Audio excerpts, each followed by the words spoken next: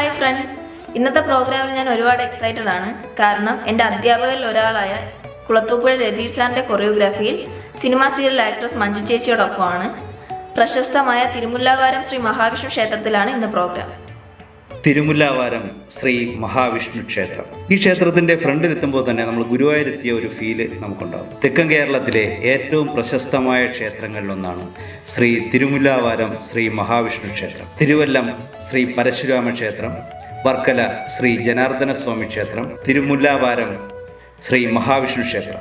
ഈ 3 ക്ഷേത്രങ്ങളും പ്രശസ്തമായ ബലികർമ്മങ്ങൾ നടക്കുന്ന ഫേമസ് ക്ഷേത്രങ്ങളാണ്.